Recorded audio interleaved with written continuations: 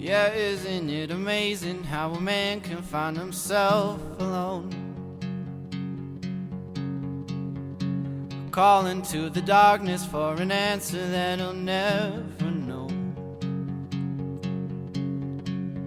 Yeah, isn't it amazing how a God can take a broken man?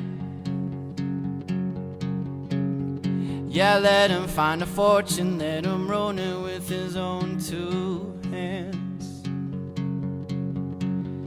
He walks on up the hill, the rock on which he stands. He looks back at the crowd, he looks down at his hands, and he says, I am a difference maker. Oh, I am a difference maker. Oh, I am the only one that speaks to him, and I am the friendliest of friends of God.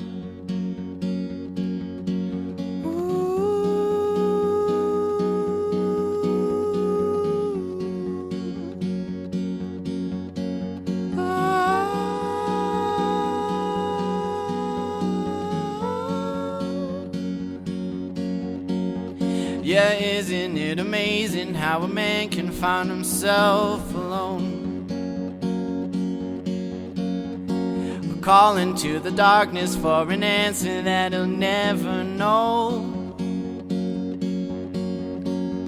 Yeah, isn't it amazing how a God can take a broken man? Yeah, let him find a fortune, let him ruin it with his own two hands. He walks on up the hill, the rock on which he stands. He looks back at the crowd, he looks down at his hands, and he says, I am a difference maker. Oh, I am a difference maker. Oh, I am the only one that speaks to him, and I am the friendliest of friends of God. Oh, I am a difference maker. Oh, I am the only one that speaks to him, and I am the friendliest of friends of God.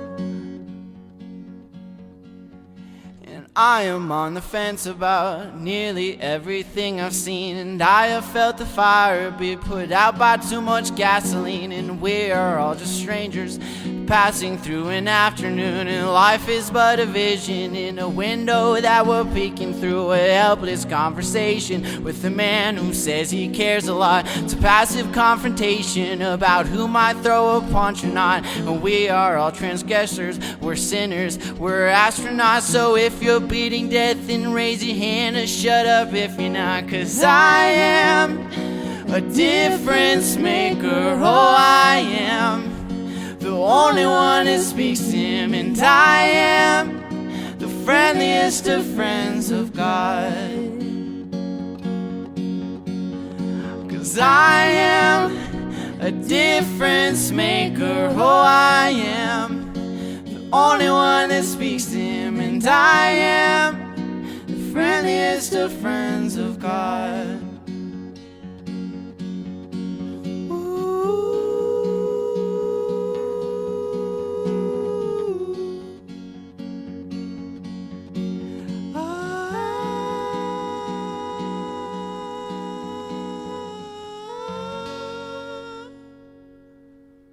You've joined us. You're going to hear some inspiring music and a great message from God's Word. You're probably there enjoying your living room or wherever you are. Gather the family around for a great service. You might want to gather some communion elements for later on. If you come to the on-lawn service, you're going to find our guest services team welcoming people in a very safe, comfortable environment. People wear their mask till they get to their place on the lawn. They're marked by a circle, And there they can enjoy a great service on the lawn. And Stacy's got some great things for you with kids if you come to the on-lawn service. Good morning. After the online service, we have a family Bible study. We have 2 more weeks left in our bubble session, and then we will move on to books of the Bible. We also have a homeschool group that started this week. If you want some more information, please email me at stacy@theorchardlife.com. In addition, we started on Wednesday a family survey of the Bible. It is called Route 66 Bible Road Trip. Again, if you want to join me, please email me at stacy@theorchardlife.com. So we're glad that you're with us, and we pray that you will have an enjoyable and enriching service with us.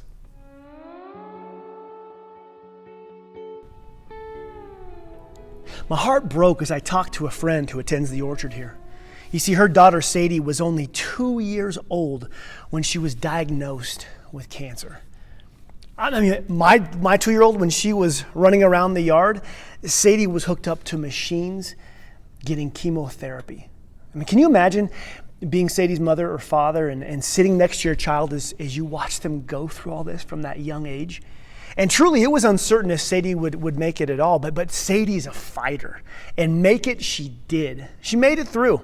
Now she's in remission, and she's going to continue to do chemo until the summer of 2021. 2.5 years of chemotherapy. You can imagine what that's done to her immune system. She's a fighter, but her immune system is fragile. Sadie's mom took her on a hike a few weeks ago. Get out of the house, get some exercise, and Sadie wears a mask. Not because of COVID. They're halfway through their hike, and they pass some other hikers on the trail. And the other hikers started commenting on the mask. One of them actually went out of his way to yell at Sadie and her mom. He let them know just how foolish they were for what they were wearing. He went on. I mean, this man yelled at Sadie's mother, who had braved many nights there in the children's hospital, holding her daughter's hand as she fought for her life. And this man let her know just how big of a coward that he thought she was. Now, you may hear this story and believe I'm about to actually make a point about masks or COVID, but you'd be wrong. Here's the truth. Today's sermon has zero to do with those things. Honestly, I don't even know the truth on those things. Today, Paul brings something else to light. And today's sermon challenged me, and I'm praying it's going to challenge you. Because regardless of what you believe about what's happening in our nation right now, God's word is crystal clear on how we're to live, and more importantly, how we're to treat other people who have a different opinion than our own. Because see, whether Sadie or her mom or even the other hikers choose to wear a mask, that's not in the Bible. But how we treat people who have a different opinion than we do, well, the Bible has a lot to say about that. And we're going to find a lot of it here for ourselves today in Ephesians chapter 4, verse 1. Paul's been talking. We've been going through these first 3 chapters, and here we are. He starts right in on verse 1, chapter 4. He says, "Therefore, as a prisoner for the Lord, I urge you to live a life worthy of the calling you've received." I mean, Paul right here changes his tone completely and his direction, and he uses this connecting word, therefore. And whenever in the Bible it says, therefore, you need to stop and find what it's there for. Ephesians 1, 2, and 3, we just went over them. Paul says, therefore, based on what we've just read, here's what we should do. Do you remember Ephesians 1 through 3? Of course you do. You never forget my sermons. He said this, remember all the promises we have in Jesus from Ephesians 1, all those many promises? Remember we learned we have the same access to the power, we have the same power within us that raised Jesus from the dead. We learned that God destroyed any barrier of race to give us all access to Jesus. Ephesians 3, we ended that with Paul praying that we would grasp and experience this unconditional, amazing love of Jesus. Remember that? So bottom line, in Christ, we have access to a new family, a new purpose, a new love, and an unrivaled power. And in light of all of that we've covered, he now says, therefore. live a life worthy of the calling you've received. Because of all the love that's been poured into your life from the Father in the first 3 chapters. Because of all the sacrifice on the cross of Jesus in the first 3 chapters. Because of all the power that is now available to you by the Holy Spirit talked about in the first 3 chapters. Therefore, now you go and you live a life worthy of the calling, worthy of the work that was done to save you and give you a new life.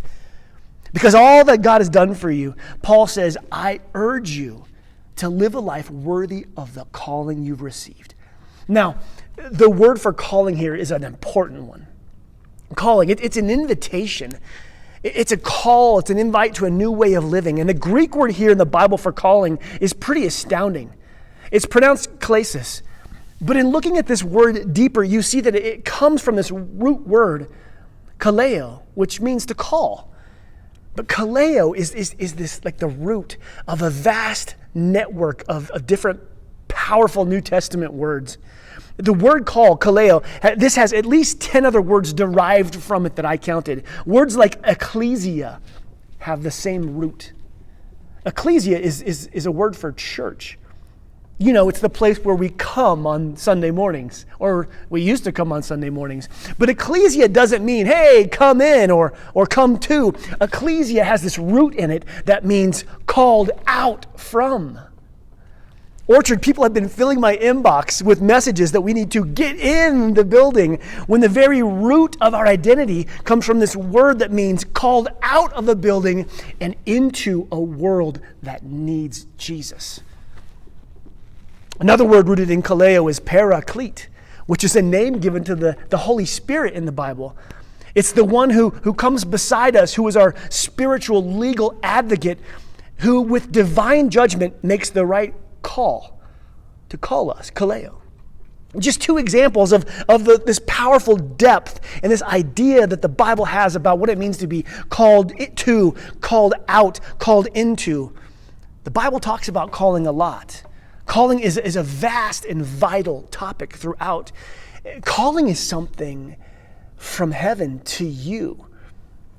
Now, we are not to take our calling lightly, Paul says here. And he makes it very clear to remind us that we're to live our entire life, every moment, in view of this calling we've received. So, Orchard, the question is, what are you called to? You may have asked this at some point in the past. You may be asking it now. Have you ever stopped to consider that heaven has a calling on your life? Ever wonder what God's calling is for you? I guess when you did, like me, you probably thought of a job or a career or maybe a calling to a different country or who knows what else, something you would do.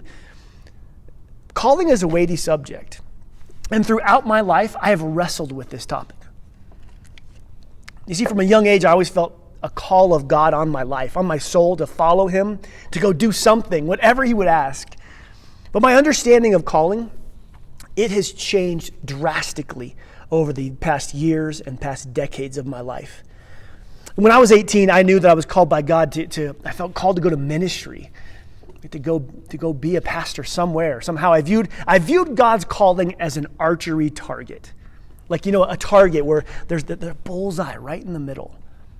God, that was God's calling. That bullseye, that was God's calling. And if I deviated away from that area, I was outside of God's call for my life. That's a terrifying thought, to be out of God's call. So for me, picking what college to go to, if I pick the wrong one, I'm off the bullseye. I'm out of God's calling. What if I majored in the wrong subject? Oh no, the calling of God, I missed it. What if I dated that? What if I married the wrong girl? Oh, my entire calling's gone. But even more scary, I used to think about this. What if the girl I was called to marry, what if she, after a bad year, married somebody else? Then my whole life is ruined by her missing out on the calling. I mean, my whole life, I was just terrified of being outside of God's call of my life. And so that's a lot of spiritual stress for a teenager, 19-year-old, which is why when I was 20 and asked to leave my Bible college because of fraternity pranks that I was a part of, I felt like the bottom of my life had just fallen out. Like the bullseye was now missing. There's no way I'm hitting that. I was supposed to graduate from Bible college. I was supposed to go to seminary and marry one of those girls and then have the right amount of kids and then work at a church and work my way up to a big church. And now here I am, 20 years old, kicked out of Bible college and living in my parents' house. I don't know much about calling. But at that time, waking up in the same bedroom as I had in my high school days, the target of God's calling was gone. I decided to take a shot in the dark and join this ministry in Atlanta, this youth ministry organization. I'd never been to Georgia. I'd only been to like 4 local states here in our area. I'd never even seen the ocean yet. I needed a church in Atlanta to hire me for this internship to start. I needed to be a youth pastor to join this organization. And so this organization, they set me up with some interviews with different churches of different sizes. And one by one, each church turned me down. I remember the last one. It was a church who had, at most, they said, 6 students. Like this many youth. And based on my Bible college resume and my lack of experience, I was disqualified from being the youth pastor of this many youth, the tiniest church I can imagine. And talk about being out of God's call. I obviously missed it. I'm obviously done. One of the men in the youth organization, he said, listen, I don't know if it was pity or kindness, but he said, you can come be our intern, but we just can't pay you. So I packed up and I moved to Georgia, and I was at a church that was smaller than the Orchard, but I was there. I felt like I was out of God's calling, but maybe if I would just do good enough, I could claw my way back to something.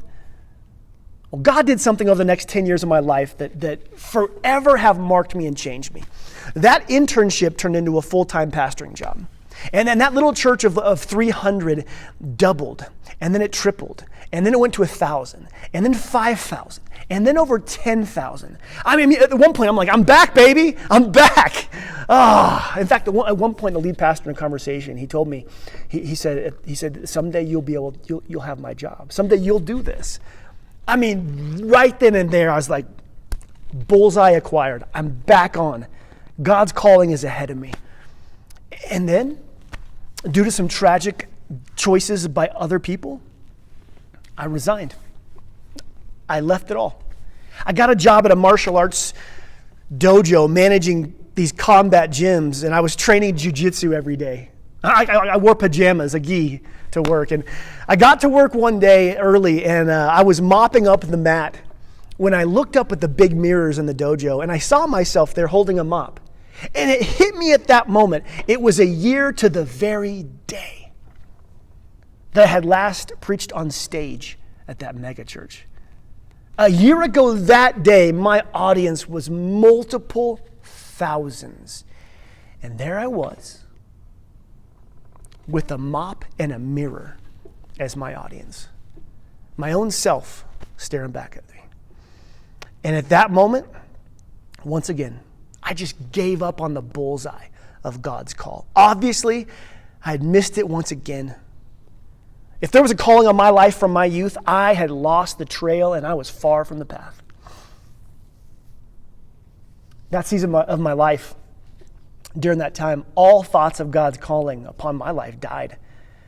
But all those successes, all those failures, all those summit moments and all those valley tears, they brought me to something that I can stand on fully today. They taught me something about calling. They taught me something about calling that we find here in Ephesians 4 with a new lens. Because you see, I used to think calling was about what I was going to do. But calling is not about what I do. It's about who I'm becoming. As many preachers have said before me, calling has more to do with who than do. Calling is about who I am, who I'm becoming, who He is, not about what I'm doing. You, like me, may have at one point in the past or even now believe that you need to find God's calling for what you should do. God, what should I do? What's your calling? What's your will? What's your purpose? Career is a do, job is a do, any number of skills or activities, all a do. But what has become a glorious, apparently a reality to me is that God's calling on my life, it's on my inner spirit, my inner core, that deepest part of me, my identity, my being. That's where his calling is. It's on who I am, not what I'm doing.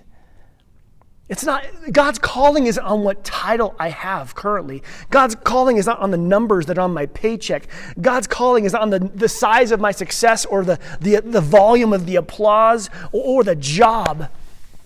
Jesus didn't die and send his spirit so I could aim for the bullseye of a career and navigate college, marry the right girl, and then get the right job.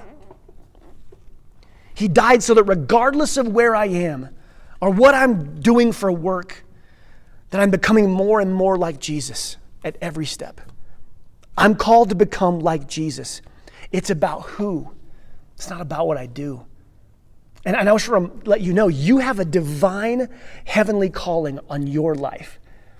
Did you know that no matter what your past mistakes are, did you know no matter what your current condition is, that God has a divine calling for you today, now?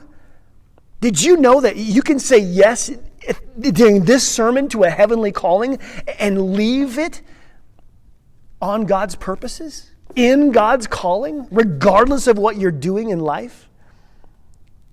Regardless of how you found this sermon or it found you, you qualify to step into God's calling today. Without cleaning up, without trying to find a new job, without any of that, because it's about who, and you can begin that today. God is more interested in who you are becoming than the title of your job. In fact, Colossians 3:23 says, whatever you do, whatever your job, work at it with all your heart for Jesus. Whatever you do, whatever you're doing, work at it with all your heart for Jesus. It's like this. Whatever you do, may the who shine through. And that is so rhymey. That's either Dr. Seuss or God's inspiration. But it's more important of who we are than what we're doing for a job or a title. And now, in the following verse, Paul, inspired by the Holy Spirit, he's going to deliver a glimpse of what this calling looks like. He doesn't just tell us that we're called. He's going to talk to us about what it is. And again, it's about who we be and who we're becoming like. He says this, therefore, as a prisoner for the Lord, I urge you to live a life worthy of the calling you've received. Verse 2, be completely humble and gentle. Be patient, bearing with one another in love. So now he tells us how to live a life worthy of this calling from heaven. He says, first of all, be humble. Now, we hear this word humble and we have certain ideas about it, but humility, it doesn't mean to view oneself as lowly. Like humility isn't telling other people just how low you are or thinking so much less of yourself. In fact, humility is seeing oneself correctly. Humility is radical self-awareness. It's seeing yourself with your strengths and your weaknesses, the good and the bad, all those things. Humility isn't thinking less of yourself. Humility is thinking of yourself less often. Humility is seeing yourself the way God sees you. That's the bottom line. If you're spiritually walking around just feeling shameful and ugly and broken, that's not humility. Just like walking around being prideful and conceited isn't humility. Neither one of those sides are humility. Humility is seeing yourself as God sees you, as you are. This is important. In order to live a life worthy of our calling, we can't view ourselves like a lowly worm, but we can't view ourselves filled with so much pride either. Both of those pathways will take you out of calling. Instead, we see each other, we see ourselves how God sees us. Because the truth is, you have incredible worth to him. It's so much worth he sent his son Jesus to die for you. And yes, you struggle with sin. You struggle with vice even, but you are not defined by your sin. You are defined by the work of Jesus. You're not defined by your sin. You're defined by what Jesus has done with it. You can view yourself as a beloved daughter, beloved son, empowered by the Holy Spirit to increasingly live free of your sin. Live a life increasingly marked with love. The second word he mentions here is gentleness. But gentleness is another word. Doesn't mean soft or weak. In fact, here's the truth of gentleness. Only powerful people need gentleness. Like if I'm holding a toddler, I need to be gentle. But if a little toddler goes and picks up a baby chick, what do the parents immediately say? Be gentle. Now, a toddler isn't all that powerful, but compared to a baby chick, the toddler's a giant. Gentleness is something that truly loves and cares for the other based on where they are. Gentleness sees where other people are vulnerable and adjusts itself on their behalf out of love. Gentleness doesn't tell the vulnerable people, suck it up. That's your issue. That's your issue to deal with. Gentleness takes into account their heart, their woundedness, their past, their health, and it tempers your own power so that you don't wound them. Gentleness is not a doormat, but gentleness will keep you from treating others like a doormat. Jesus, he was so powerful, all power at his disposal. He could have accomplished anything. In his humility and in his gentleness, he chose to temper his divine power and live in the body of a human. And these words of Philippians 2, it speaks to this. It speaks to Christ's humility and his gentleness and how we should strive to be like him. It says in verse 5, you must have the same attitude as Jesus. Though he was God, he gave up his divine privileges. He took the humble position of a servant and was born as a human being. He appeared in human form. He humbled himself in obedience to God and died a criminal's death on the cross. And we're called to be like him. Remember, our calling is who you're becoming, not what you're doing. We want to become like him. We're called to live a life worthy of our calling. And to do so, we must follow Jesus into humility and into gentleness, viewing ourselves correctly and appropriately viewing other people in their vulnerability or what they need. Be completely humble and gentle.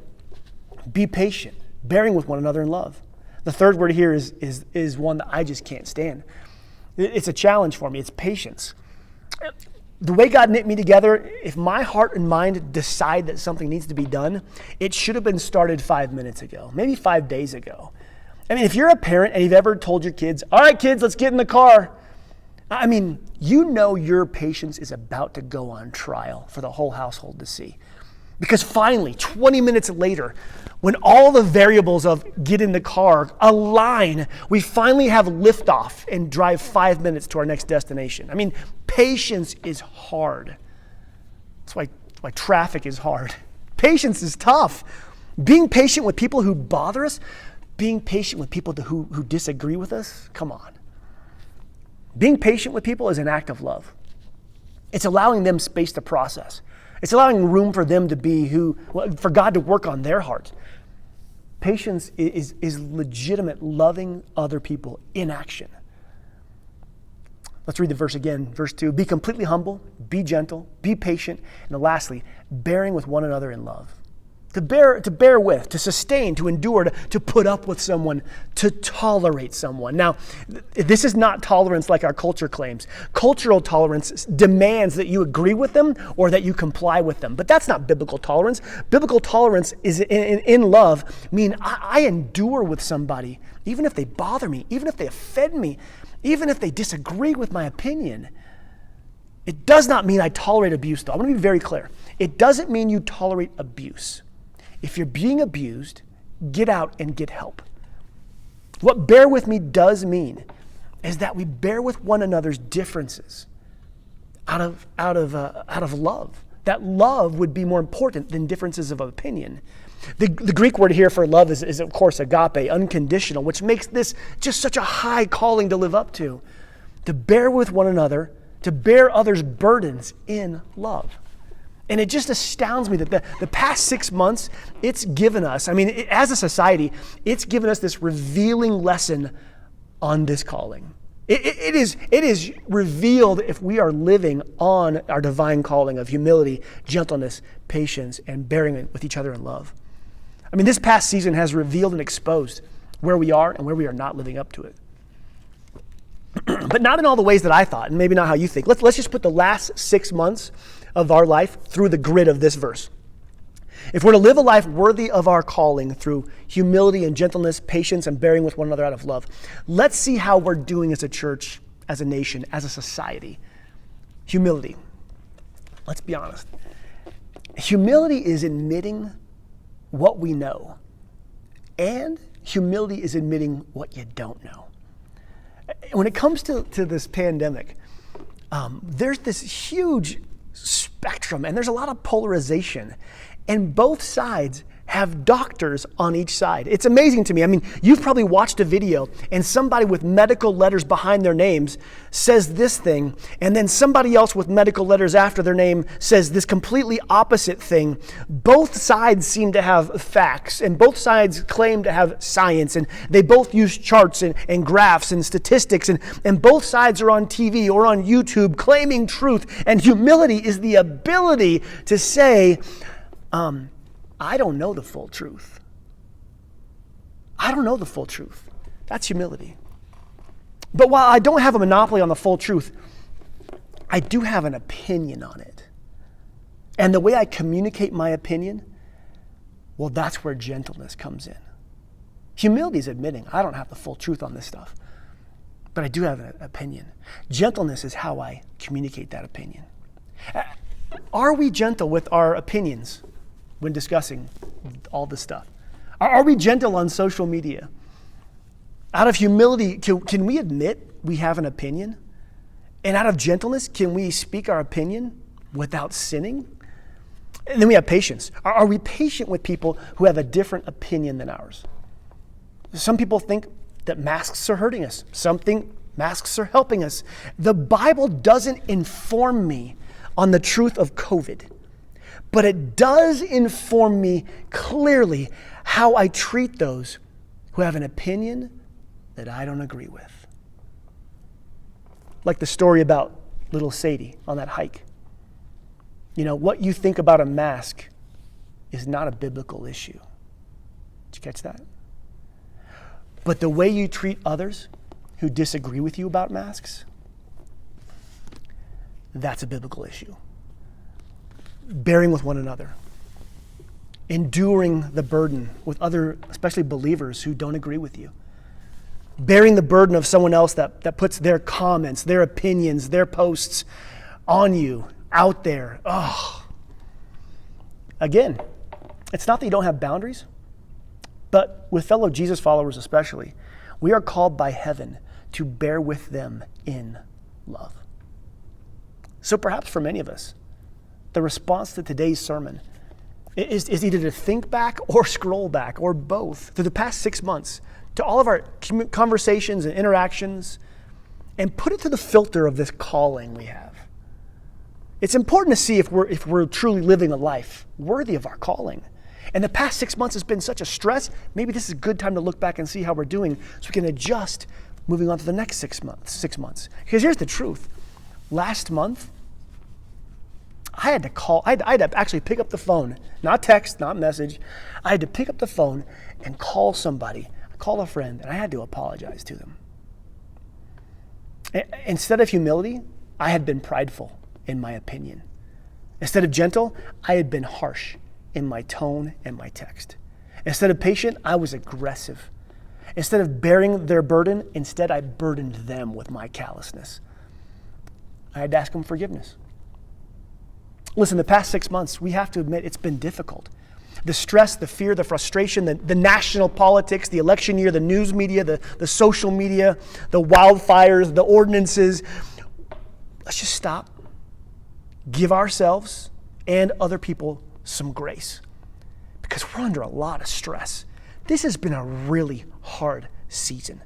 And we each probably need to ask somebody's forgiveness when we put it through this verse. And we probably each need to extend forgiveness to some people because of this verse. I know I did.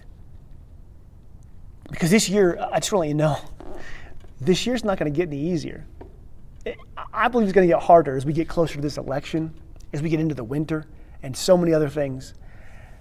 And next week, Paul goes into a whole right into a topic that we need right now called unity. So that's next week. Let me read today's verse one last time for you.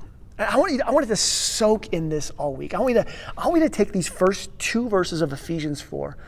I want you to look at your life through this lens because you're called to do this. Let me read this to you. Because of all that Jesus has done for you, therefore, I urge you to live a life worthy of the calling you have received from heaven. Be completely humble and gentle. Be patient with one another and bear with one another in agape love. Orchard, that's a narrow path for following Jesus. This is a challenging journey of love God, love people. This is where the rubber meets the road. Are we doing this? Is this who we're becoming? Here's the deal. I believe as a church and as a people, we're up for the task. This is hard work. This isn't feel-good stuff. This is adjusting our life to become more like Jesus, because based on his word, which is the truth. So before next week's sermon on unity, I want us to search ourselves, and I want us to do some serious work. I really want us to do this work. Who do you need to forgive because of how this past 6 months has gone? Who do you need to cut free and not cut off, cut free and forgive of their offense? And who do you need to go to and ask forgiveness from? Because you haven't been patient. You haven't been bearing with them. You have not been gentle, and you haven't been humble. This is good. This is all of our assignment, mine included. We're going to be working on this. One last thing. We are joining together with many other churches in our area for a prayer initiative you're going to hear more about. We're going to be fasting from September 18th to September 28th and praying for our country. It ends on the Day of Atonement, a Jewish holiday. We'll tell you much more about this, but I want you to begin to put this on your calendar. September 18th, September 28th, between those days, we are going to pray and fast. And we'll talk about what the fast looks like for you. It might be different. But church, we're going to come together. As we're going to look at unity next week, we're going to come together as a church and as churches in this area. I think they said over almost 60 churches are coming together to do this. So unity is important right now. And unity is important not only in our church, but with our churches. So Orchard, may you be blessed this week to go forth and live in a manner worthy of the calling of heaven upon your life. May you be blessed to go and love God and love people. And love people, that means humility, gentleness, patience, and bearing with one another. I love you. I'm praying for you. I'll see you next week. Love God, love people. Lord, I've gone in circles. Thank you for joining us online service for this Sunday at the Orchard Church. We'd like for you to know, if you're new with us, you can email connect@theorchardlife.com, and there let us know your contact information, and we will make sure that you're up to date on all the great things that are going on here around the Orchard Church. Also, if you need someone to talk with, just email counseling@theorchardlife.com. Someone will contact you to set up an appointment. Thank you, and we'll see you next week.